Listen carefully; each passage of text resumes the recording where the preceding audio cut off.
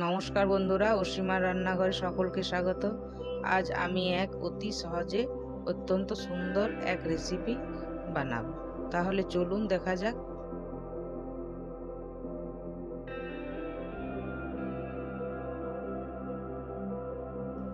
প্রথমে আমি আন্দাজ মতো কড়াইয়ে চিনি দিলাম। এই চিনিটা গলিয়ে আমি একটু ক্যারামেল তৈরি করে নেব।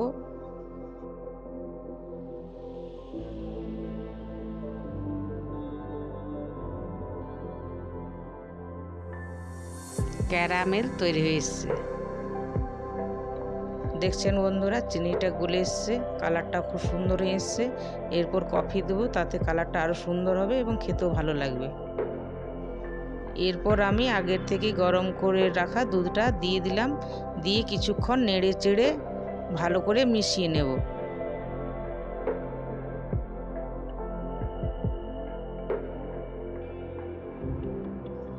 6 থেকে 7 পিস আমি পাউরুটি নিলাম। এরপর এগুলোকে আমি ছিঁড়ে নেব।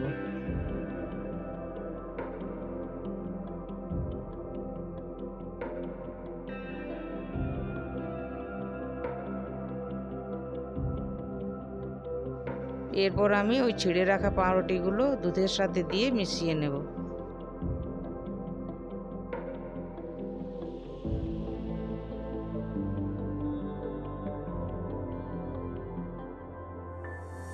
বন্ধুরা, পাউরুটিগুলো আমি হাতা দিয়ে ভালোভাবে কেটে নেব, যেন দুধের সাথে ভালোভাবে মিশে।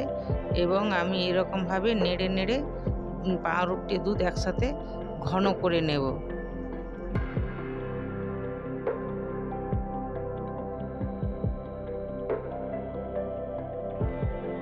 এরপর আমি চিনি দেবো। আপনারা যে যার মতো মিষ্টি খাও সেই রকম স্বাদ অনুযায়ী দেবেন।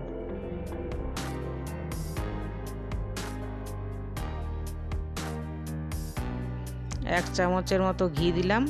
আপনারা চাইলে একটু বেশিও দিতে পারেন। দেখুন বন্ধুরা, আমি ভালোভাবে নেড়ে চেড়ে নিচ্ছি হাই টু মিডিয়াম ফ্লেমে। এরপর আমি দুটো এলাচ দিলাম। মিশ্রণটা গাঢ় হয়ে এসছে এবং কড়াইয়ের গায়েও আর লেগে থাকছে না। এরপর আমার পুরোপুরি তৈরি। আমি এরপর নামিয়ে নেব। বন্ধুরা, এরপর আমি বাটার পেপার তৈরি করে নেব। এইভাবে ব্রাশ দিয়ে কাগজটার উপর বাটার বা ঘি দিয়ে আমি পালিশ করে নেব। এরপর আমি বাটার পেপারের উপর মিশ্রণটা ঢেলে দেব।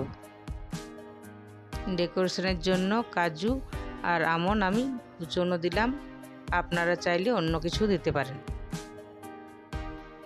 এরপর এটাকে আমি 1 ঘন্টার মতো ডিপ ফ্রিজে রেখে দেব। দেখুন বন্ধুরা, আমি 1 ঘন্টা পর ফ্রিজ থেকে বাইর করে নিলাম। দুধ পাউরুটি সন্দেশ বা কেক আমার পুরোপুরি তৈরি। দেখুন বন্ধুরা, কি সুন্দর দেখতে লাগছে, খেতেও সেরকম নরম ও সুস্বাদু লাগবে।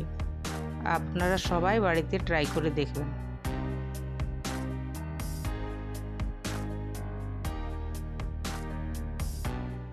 আমার ভিডিও যদি ভালো লেগে থাকে তাহলে লাইক, শেয়ার ও কমেন্ট করতে ভুলবেন না। দেখা হবে পরের ভিডিও।